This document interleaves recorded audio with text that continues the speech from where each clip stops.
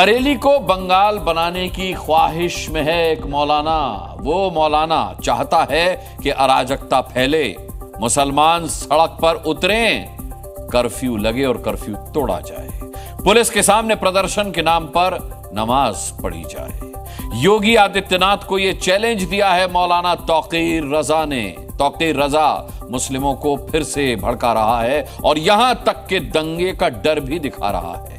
48 घंटे में यूपी में योगी और मौलाना के बीच बड़ी टक्कर की आशंका है। एक बार फिर मौलाना ने जहर उगला है। एक बार फिर मौलाना ने नफरती बोल से मुस्लिमों को भड़काया है।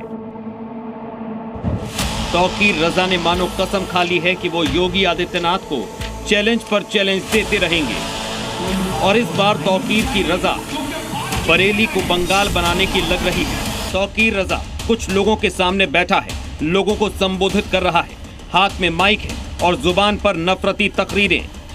मौलाना तौकीर रजा ने ऐलान किया है कि वो इस रविवार को सड़क पर उतरेगा, पुलिस के सामने गिरफ्तारी देगा और उसके साथ सैकड़ों मुसलमान भी सड़कों पर उतरेंगे।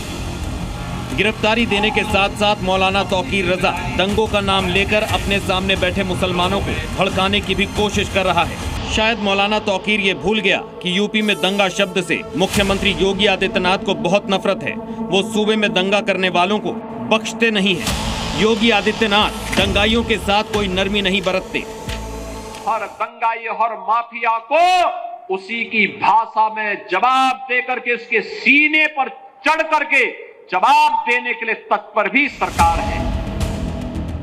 मौलाना तौकीर रजा ने पिछले साल भी 2 बार गिरफ्तारी देने के लिए माहौल बनाया था। पिछले साल भी 2 बार गिरफ्तारी देने का ऐलान किया था, लेकिन योगी फोर्स ने उसकी कोशिश को नाकाम कर दिया था। अब एक बार फिर तौकीर रजा ने रविवार को गिरफ्तारी देने का ऐलान किया है।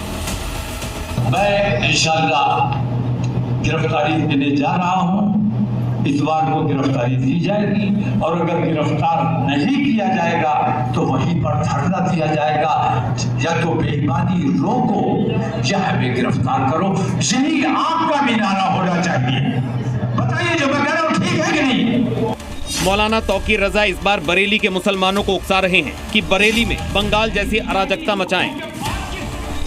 तौकीर रजा का दावा है कि मुसलमानों के साथ देश में बुरा बर्ताव हो रहा है, मुसलमानों की मस्जिदों के साथ अन्याय हो रहा है, मुसलमानों को प्रताड़ित किया जा रहा है। तौकीर रजा की ऐसी सोच को दूसरे मुस्लिम धर्मगुरु लानतें भेज रहे हैं। पता नहीं क्यों मुसलमानों को बदनाम करने की ये लोग नाकाम साजिश रचते हैं।